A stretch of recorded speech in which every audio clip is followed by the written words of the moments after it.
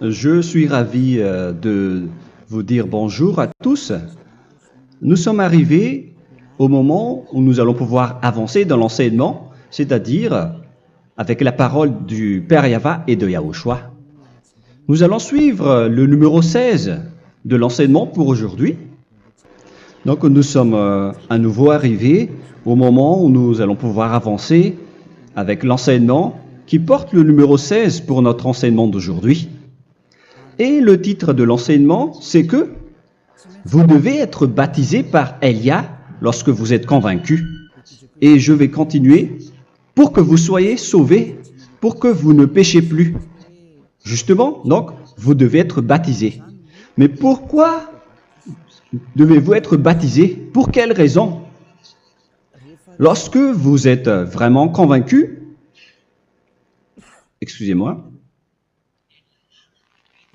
la loi dit que il faut faire de toutes les nations des disciples et les baptiser après.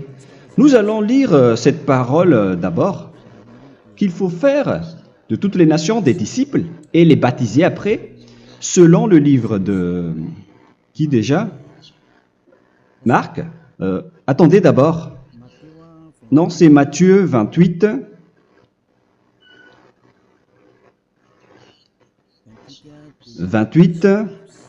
Versets 19 et 20.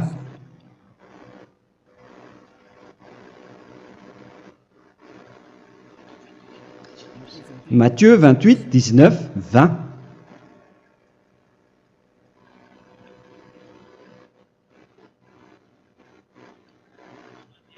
Allez, faites de toutes les nations des disciples.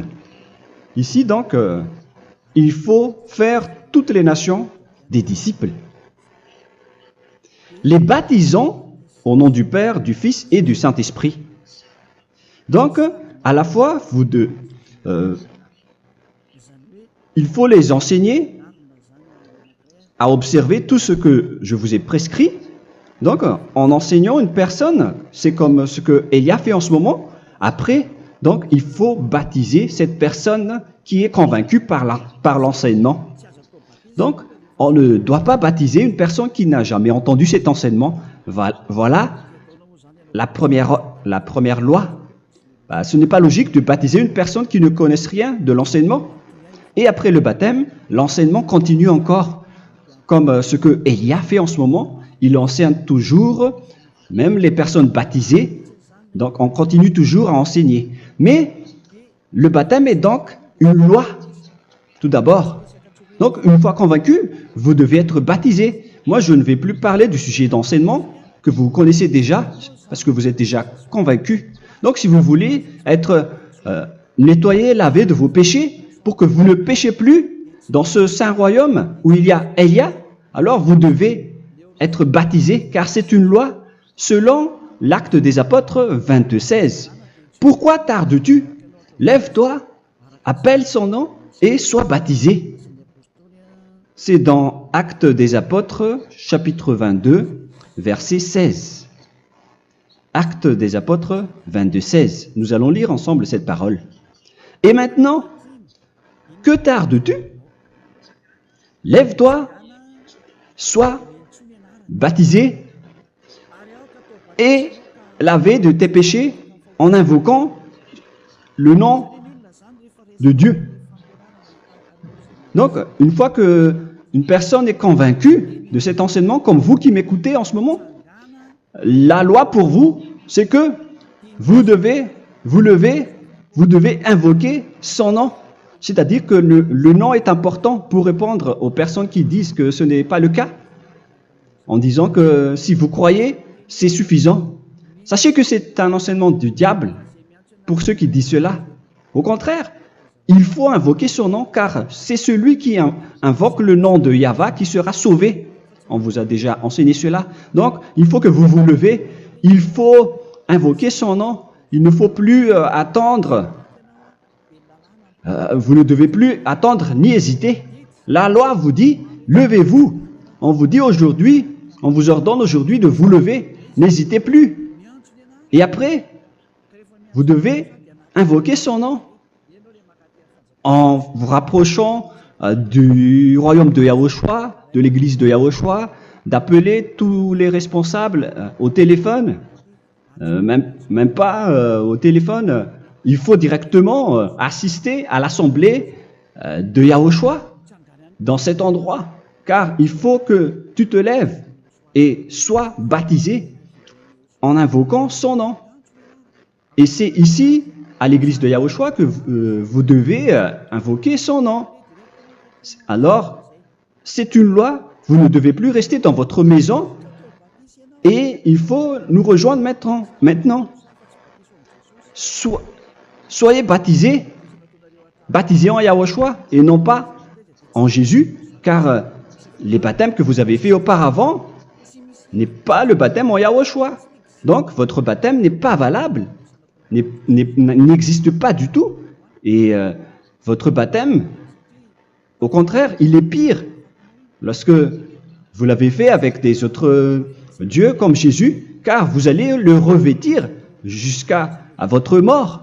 Car selon Galates 3, 27, vous revêtez le Dieu à qui vous êtes baptisé. Comme par exemple, si vous êtes baptisé en Yahushua, vous revêtez en Yahushua. Mais les fidèles de Jésus, ils revêtent Jésus. Alors que vous voyez bien que ce Dieu, c'est un faux Dieu qui n'ôte pas les péchés, qui vous jette en enfer et qui n'existe même pas. Parce que si jamais il existait, vous devez aussi être ôté de vos péchés. Mais ce n'est pas le cas. Vous revêtez un faux Dieu, un envoyé du diable. Pourquoi? Car tous ceux qui sont pécheurs viennent du diable. Nous allons donc lire la parole de Dieu à ce sujet dans Galates 3, 27 pour vous dire que c'est un faux baptême que vous avez fait. Donc si vous avez été baptisé en lui, alors vous allez être avec le diable jusqu'à la fin. C'est ce qui est pire avec votre baptême qu'il faut enlever et supprimer rapidement, car vous êtes avec le diable. Les pécheurs viennent du diable, et ce faux Dieu, il vous rend toujours pécheur, jusqu'à maintenant. Il vous encourage de rester pécheur, non méritant. Ça vient d'où? Ça vient de qui, ce faux Dieu-là? À ce sujet, il vient du diable, car les pécheurs viennent du diable. Ce faux Dieu qui n'existe même pas, ce n'est qu'un collaborateur du diable. C'est dans Galates 3, 27. Je vous donne la parole en vous disant qu'il faut fuir rapidement de cet endroit qui ne vous convient pas. Le dernier baptême, ce sera pour le 8 mars 2026 à Madagascar. Et après, il n'y aura plus de baptême ici. Galates 3, 27. Vous tous qui avez été baptisés en Yahushua, par exemple, alors vous avez revêtu Yahushua. Voilà la parole. Donc, si vous avez été baptisé en Jésus, alors vous revêtez Jésus. Comme avec votre dernier baptême, vous allez toujours revêtir celui-là. Et ce vêtement ne sera jamais ôté tant que vous ne vous rapprochez pas de Élia. C'est lui uniquement qui peut vous enlever de ce baptême, de ce Jésus qui vous rend pécheur. Un collaborateur du diable et qui vient du diable. C'est dans 1 Jean, pour vous dire, est-ce que vous pouvez toujours rester dans votre ancien baptême après tout ce schéma? 1 Jean, chapitre 3, verset 8. 1 Jean 3, 8. C'est où déjà? Celui qui pêche est du diable, car le diable pêche dès le commencement. Vous voyez? Et voilà ce qui est pire. C'est votre Dieu même qui vous rend pécheur et qui vous dit que vous devez être pécheur. C'est lui-même, à ce sujet-là, qui vient du diable. C'est vraiment pire ce schéma, car il s'agit d'un envoyé du diable qui vient du diable. Un envoyé du diable. C'est-à-dire que ce schéma vient du diable. La parole est directe et droite. S'il n'est pas du diable, il vous aurait déjà dû il vous aurait déjà ôté de vos péchés. Mais ce sont les diables qui rendent pécheurs les gens, car ce sont les chefs du péché, les diables. La parole est claire ici. Celui qui pêche est du diable. le fils du diable est du diable. Le fils de Dieu est un Dieu. Le fils de l'homme est un homme. Et celui qui vient du diable est du diable comme lui. Lui, il vous a rendu pécheur pendant plus de 2000 ans. Il vous a jeté en enfer. C'est pourquoi on vous dit de quitter cet endroit et ce Jésus qui sera toujours collé à vous, à votre corps, qui est enterré dans votre peau. Vous ne serez jamais débarrassé de lui tant que vous ne vous rapprochez pas de Élia pour être baptisé en Yahushua, pour que ce sale vêtement venant du diable soit ôté de vous et qu'après vous allez être revêtu d'un nouveau vêtement qui est merveilleux, qui est Yahushua. Alors choisissez votre vêtement. Vous allez toujours être Jésus qui est déjà collé à vous, et une fois mort, vous irez en enfer, car il est déjà collé à vous. Soit vous l'enlevez directement à travers le baptême avec Élia. Le rendez-vous, c'est pour le 8 mars 2026. Vous allez être baptisé par Élia pour l'enlever, car ça n'existe pas du tout. C'est une tromperie pour vous. Ce n'est même pas un baptême. C'était le fait de faire entrer du diable à l'intérieur de vous. Si vous voulez être libéré de cela, vous devez vous rapprocher de Élia à travers le baptême pour que la parole soit bien placée dans Actes des Apôtres 22, 16. Revoyons cette parole. Actes des Apôtres 22, quel verset déjà? 22, 16. Voilà. Et maintenant, que tardes-tu? Lève-toi. Voilà l'ordre pour vous. Lève-toi, ne tarde plus. En invoquant son nom. C'est un ordre. Invoque son nom. Et sois baptisé et lavé de tes péchés. Car celui qui t'a rendu pécheur, c'est Jésus ou Jesus. Alors si tu ne veux plus pécher, alors enlève Jésus ou Jesus de toi avec le vêtement que tu as reçu lors de ton baptême avec lui. Il faut l'enlever, sinon tu ne seras jamais sauvé, épargné, car c'est déjà devenu un vêtement collé à ton corps. La seule solution pour toi, c'est de te rapprocher de Élia pour être ôté de tes péchés, car la loi est claire ici. Tu vas être lavé de tes péchés, et c'est ici, dans cet endroit où il y a Élia, qu'il y a l'ôtement du péché. Pourquoi vous êtes ôté de vos péchés? Pour quelle raison? D'abord, vous êtes déjà lavé à travers le baptême. On vous nettoie.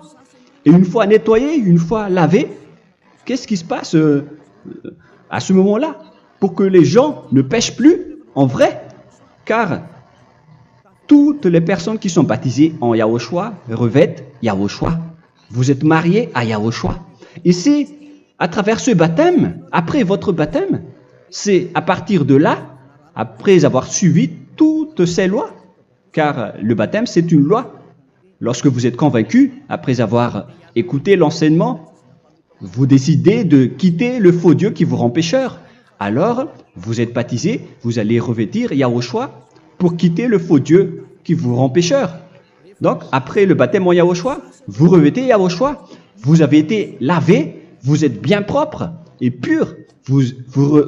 Vous êtes sorti comme une personne originale qui est merveilleux, très merveilleux devant le Dieu d'Abraham.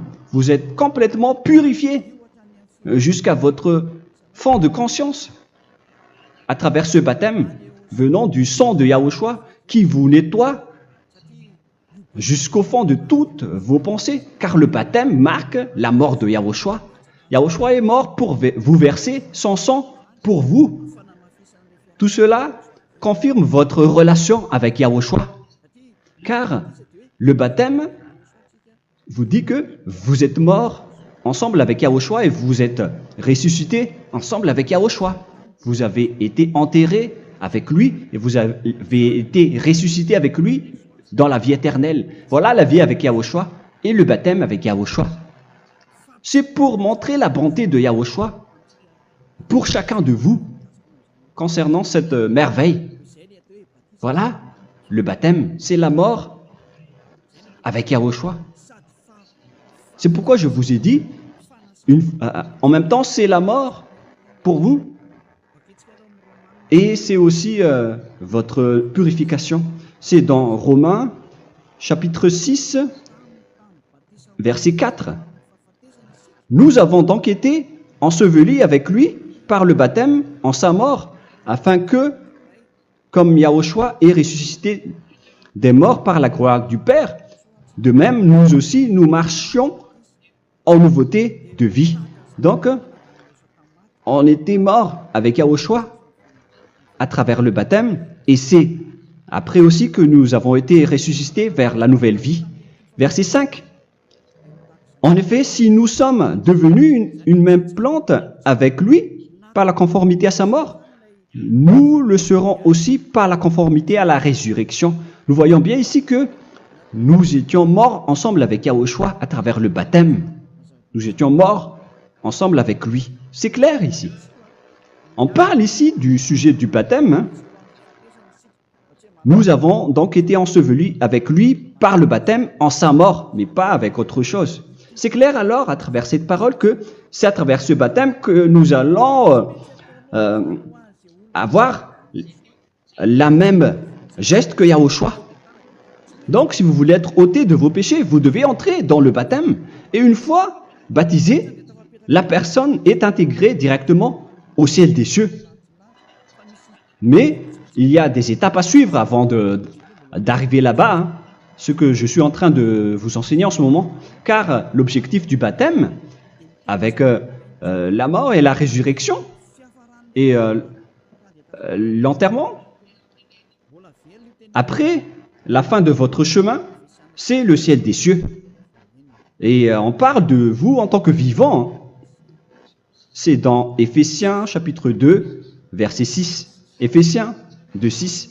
Et il nous a ressuscités ensemble, c'est-à-dire ressuscités avec Yahushua après le baptême, et nous a fait asseoir ensemble dans les lieux célestes en Yahushua, c'est-à-dire au ciel des cieux. Voilà donc les avantages des personnes baptisées en Yahushua, ceux qui ne pêchent plus.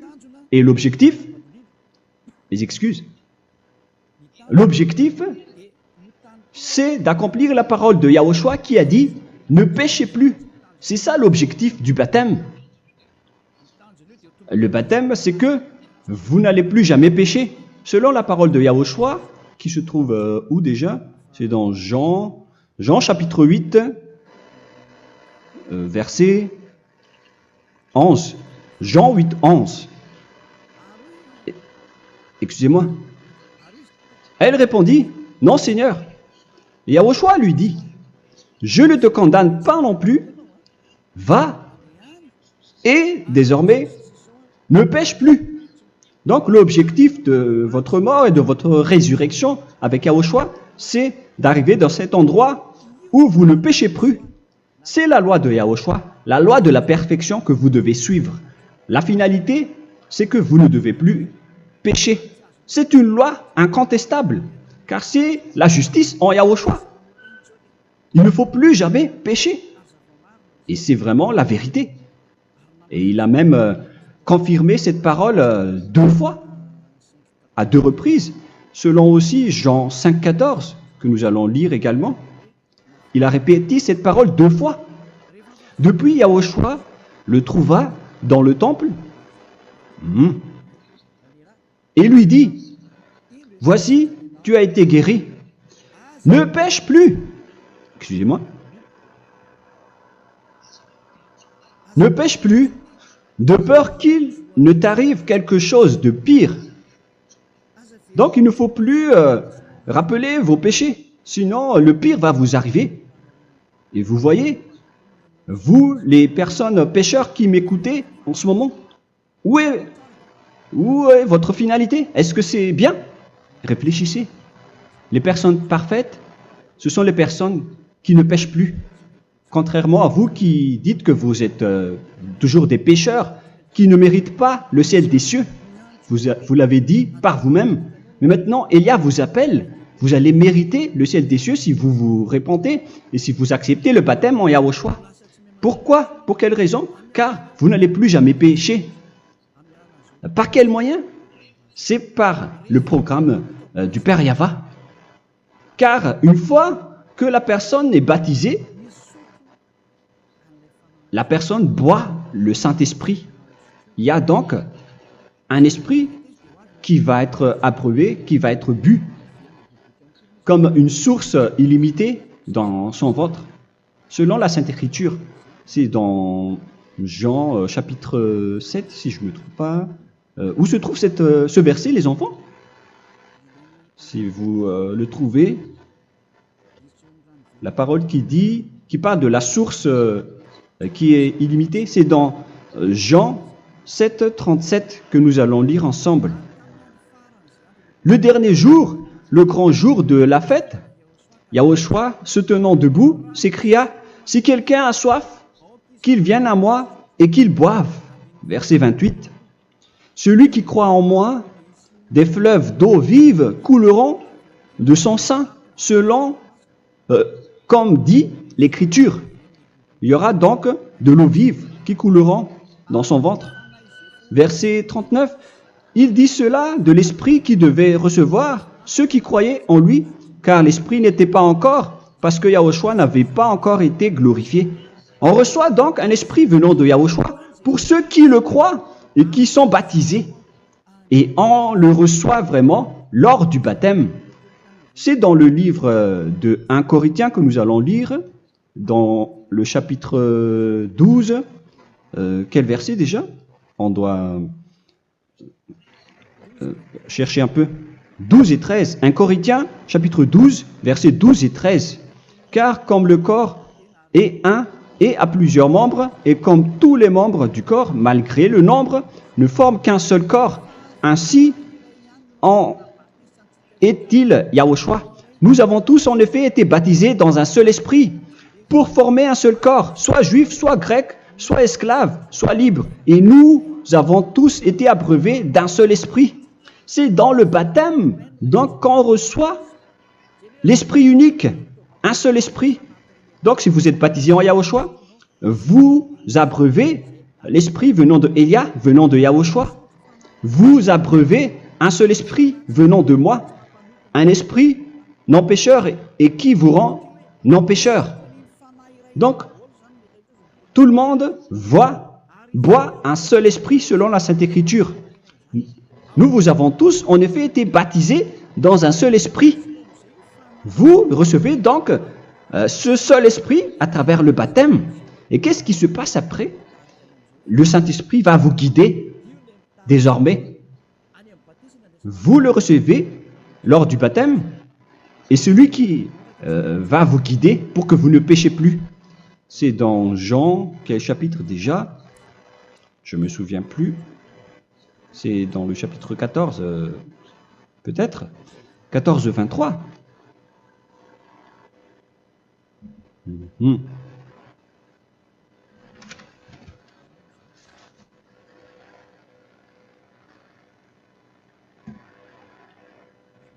Où il est passé déjà?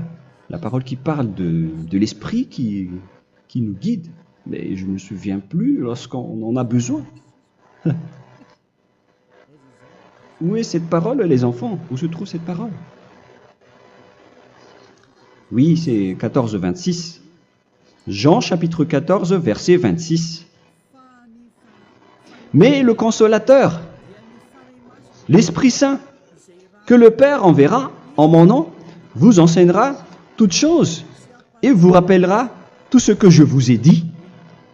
La parole de Dieu précise bien ici que le Saint-Esprit, qui est le consolateur, à la fois donc il est consolateur, il est envoyé par le Père en mon nom, il vous enseignera toutes choses et vous rappellera tout ce que je vous ai dit.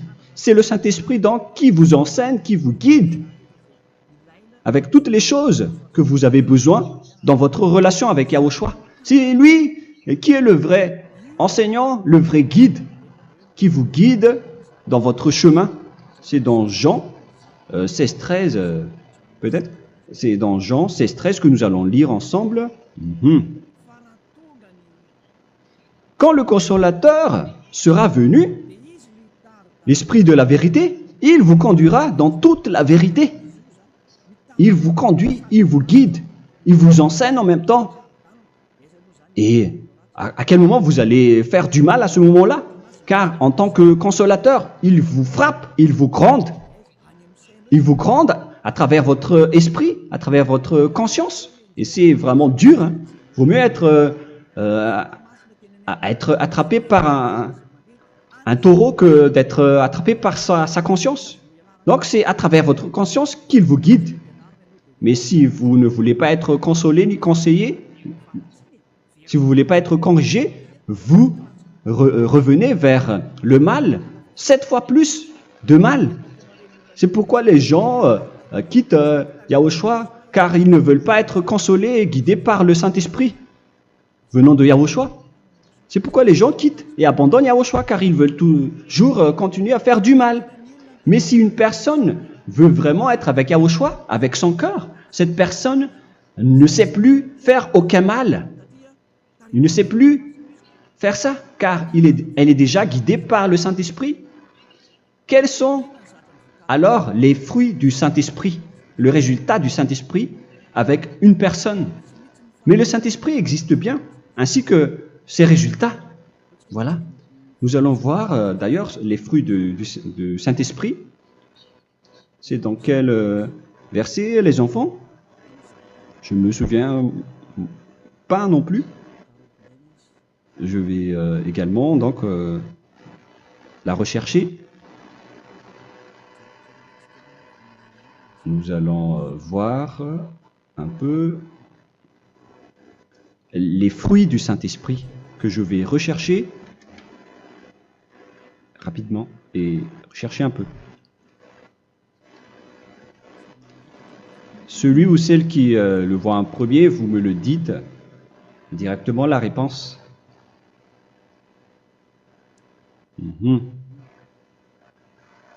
Comment? Galates 5. Galates 5. Nous allons lire à partir du verset 19 et 20. Non, on va commencer à partir du verset 22. Galates 5, 22. Mais le fruit de l'esprit, c'est l'amour, la joie, la paix, la patience, la bonté, la bénignité, la fidélité. Vous voyez, vous marchez dans la droiture et dans la vérité directement. La douceur, la tempérance, la loi n'est pas contre ces choses. Vous voyez, les gens ne vont plus dans le mauvais sens. Mais les gens qui n'ont pas le Saint-Esprit, voilà ce qu'ils font. Dans le verset 19 et 20. Or, les œuvres de la chair sont manifestes avec les personnes qui n'ont pas le Saint-Esprit, qui sont guidées par la chair. Ce sont l'impudicité, l'impureté, la dissolution, l'idolâtrie. Vous avez tous fait cela.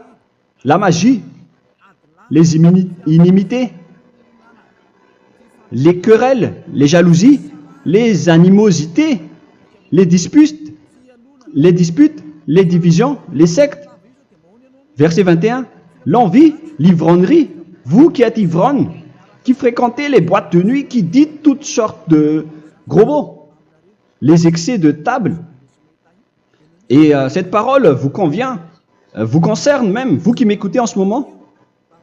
Et je vous dis, comme je vous ai déjà dit autrement, celui qui fait cela n'héritera pas le royaume de Dieu, c'est-à-dire vous n'entrerez pas au ciel des cieux. C'est valable pour vous les pécheurs. Vous pouvez vous mesurer par vous-même, vous qui êtes avec Jésus ou Allah.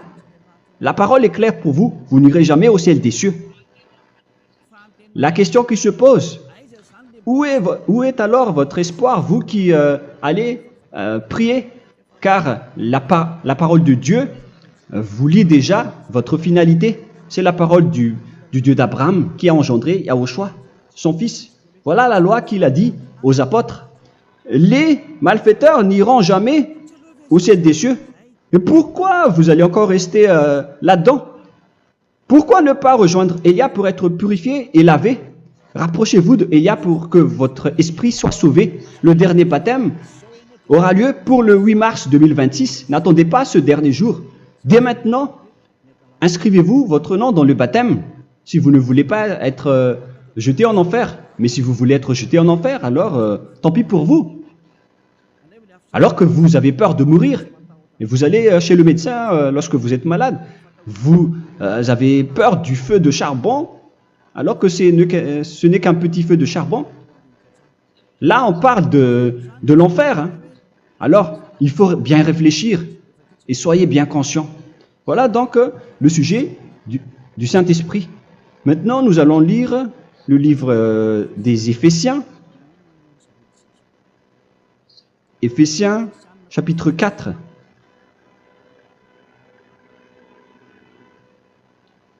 À partir de quel verset?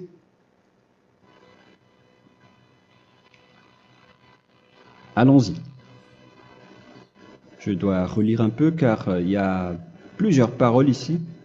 Moi, je vais vous sortir la parole qui dit que les personnes en Yahushua ne font plus aucun mal. Ah, où il est passé déjà?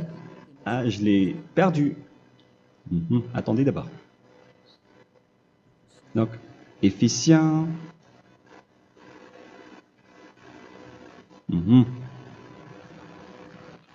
C'est dans le chapitre 5, on dirait. Et nous allons voir tranquillement. Mais nous allons voir dans Galates 5,16 d'abord. Je dis donc, marchez selon l'esprit et vous n'accomplirez plus les désirs de la chair. C'est-à-dire donc que vous devez être baptisé, car sans le baptême, vous n'aurez jamais le Saint-Esprit. Verset 17. Car la chair a des désirs contraires à ceux de l'esprit, et l'esprit en a des contraires à ceux de la chair. Ils sont opposés entre eux, afin que vous ne fassiez point ce que vous voudriez. L'esprit et la chair s'opposent toujours. Alors il faut suivre l'esprit maintenant pour aller au ciel des cieux. Et voilà donc la suite de la parole. Éphésiens 4:21. Si du moins vous l'avez entendu, et si vous, conformément à la vérité qui en est en Yahushua, c'est en lui que vous avez été instruits à vous dépouiller, eu égard à votre passé, du vieil homme qui se corrompt par les convoitises trompeuses, à être renouvelé dans l'esprit. Donc l'esprit travaille et va dans votre conscience et dans votre intelligence et à revêtir l'homme nouveau créé selon Dieu dans une justice et une sainteté qui produit la vérité. Le Saint-Esprit donc vous rend droit pour que vous ne soyez pas dans le mauvais chemin et il vous guide dans la justice et dans la vérité. Voilà directement pour les personnes en Yahushua. Et c'est quoi la suite? C'est pourquoi renoncer au mensonge. Il ne faut plus mentir. Même dans les 10 commandements, ils ont dit ne mentez pas. Mais c'est juste une parole. Mais les gens, lorsqu'ils sont pressés, ils font des mensonges. Mais pour les gens en Yahushua, ils renoncent directement au mensonge. Et que chacun de vous parle selon la vérité à son prochain, car nous sommes membres les uns des autres. Si vous vous mettez en colère, ne péchez point. Que le soleil ne se couche pas sur votre colère. Voilà toutes les lois de Yahushua qui sont guidées et qui sont ordonnées par le Saint-Esprit. Alors, ne donnez pas accès au diable. Ne mettez pas le mal dans tous vos chemins. Il faut rester sainte, vraie et parfaite. Que celui qui dérobait ne dérobe plus. Il ne faut plus donc dérober les choses. Et il ne faut plus donc voler quelque chose. Mais quelle est la parole du Père Yahweh et de Yahushua? Mais plutôt qu'il travaille en faisant de ses mains ce qui est bien pour avoir de quoi donner à celui qui est dans le besoin. Qu'il ne sorte de votre bouche aucune parole mauvaise, mais s'il y a lieu, quelques bonnes paroles qui servent à l'édification et communiquent une grâce à ceux qui l'étendent. N'attristez pas le Saint-Esprit de Dieu par laquelle vous devez être scellés pour le jour de la rédemption. Il faut toujours laisser le Saint-Esprit vous guider, ne l'attristez pas, sinon vous n'allez pas avoir la selle. À la fin des temps, à l'époque de Gog, on va vous donner le Saint-Esprit pour que vous soyez scellés. Donc c'est maintenant que vous devez déjà rendre content Yahushua. Ne laissez pas de mauvaises traces dans votre chemin et ramenez l'amour de Yahushua vers chacun de vous pour que vous soyez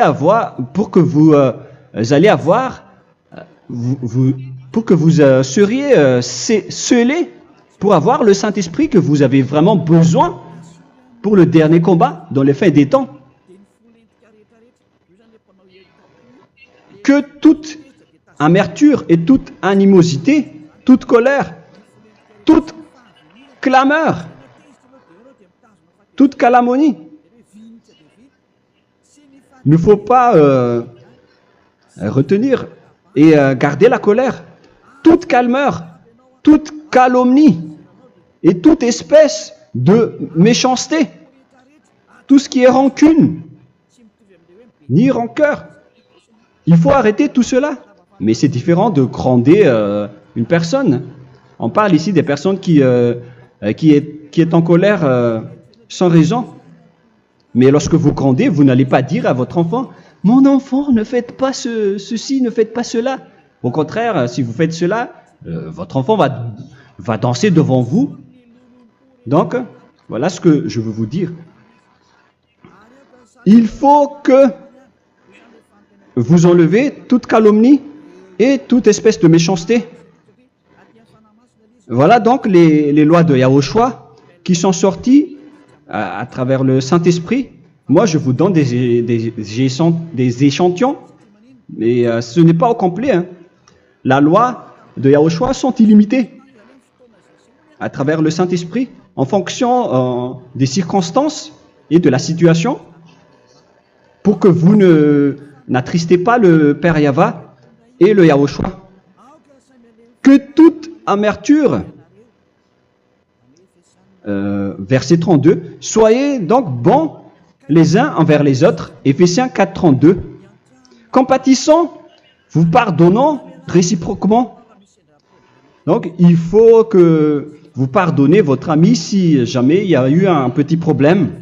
Laissez ça de côté. Il faut que vous vous pardonnez, mais il ne faut pas que vous allez recommettre des péchés après. Hein.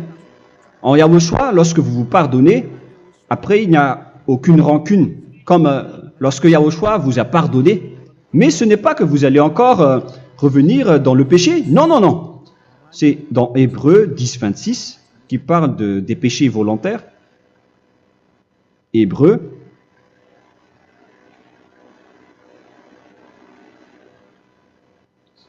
Hébreux chapitre 10. C'est bien ça, hein? Pour ceux qui s'en souviennent. Voilà, versets 26 et 27. Hébreux 10, 26, 27. Car si nous péchons volontairement, après avoir reçu la connaissance de la vérité, c'est-à-dire une personne baptisée en Yahushua, qui a été sanctifiée, rendue sainte, il ne reste plus de sacrifice pour les péchés, mais une attente terrible du jugement et l'ardeur du feu qui dévorera les rebelles. Donc, vous qui parlez que vous devez toujours commettre des péchés, voilà ce qui vous attend, parce que vous péchez volontairement.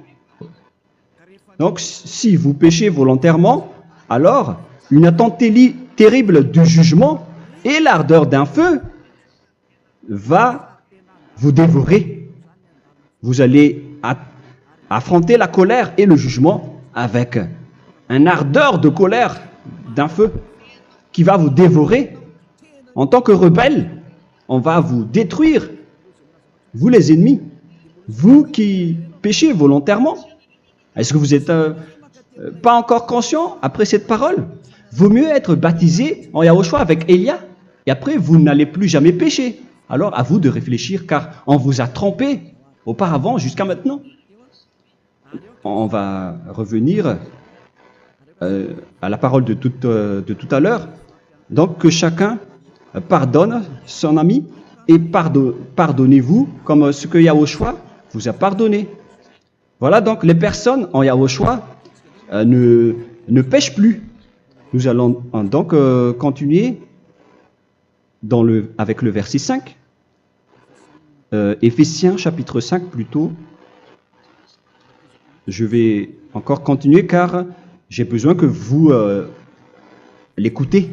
Éphésiens chapitre 5 verset 1. Devenez donc les imitateurs de Dieu comme des enfants bien-aimés et marchez dans la charité. Le fruit de l'esprit, c'est de l'amour, on vient de lire, à l'exemple de Yahushua qui nous a aimés et qui s'est livré lui-même à Dieu pour nous comme une offrande et un sacrifice de bonne odeur. Verset 3. Regardez ces lois. Que l'impudicité, qu'aucune espèce d'impureté et que la cubicité ne soit même pas nommée parmi vous, ainsi qu'il convient à des saints. C'est bien clair alors ici qu'il ne faut pas faire l'impudicité ou parler de tout ce qui est adultère, impudicité, qu'aucune espèce d'impureté, tout ce qui est impur, l'abomination, la profanation et tout ce qui parle autour de ce sujet, n'en parlez jamais. Et que la cupidité ne soit pas nommée parmi vous, ainsi qu'il convient à des saints, y compris l'impudicité, l'abomination. Même juste en parler, ce n'est pas autorisé. Vous voyez que c'est vraiment différent. Lorsqu'on est en Yahushua, la cupidité, c'est-à-dire parler dans le dos des autres, qu'on n'entende ni parole de déshonnêteté, ni des propos insensés, ni des plaisanteries, choses qui sont contraires à la bienséance, qu'on entende plutôt des actions de grâce, car sachez qu'aucune impudique ou impure ou cupide, c'est-à-dire idolâtre,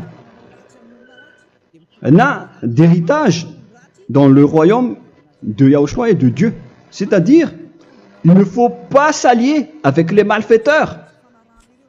Les enfants du mal, ne vous alliez pas avec eux. N'acceptez pas ce qu'ils font. Ne collaborez pas avec eux. Ne cachez pas le mal qu'ils font. Car sinon, directement, votre sainteté va être détruite. La parole est claire. Ne vous alliez pas avec ces derniers, car vous allez être le fils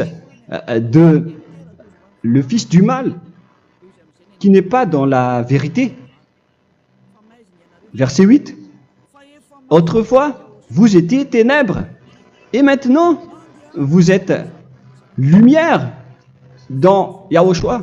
Marchez comme des enfants de lumière, car le fruit de la lumière consiste en toutes sortes de bonté, de justice et de vérité. Voilà, lorsqu'on est avec le Saint-Esprit, on est toujours dans la lumière, dans la bonté et dans la justice. Il faut que vous pensiez à la volonté de Yahushua, à ce qui est agréable à Yahushua. Verset 11. Et ne prenez point part aux œuvres infructueuses des ténèbres, mais plutôt condamnez-les. Ne faites pas l'alliance avec le diable. Ne faites pas l'amitié du diable. Ne faites pas des complots ou des compromis avec le mal pour les cacher. Alors,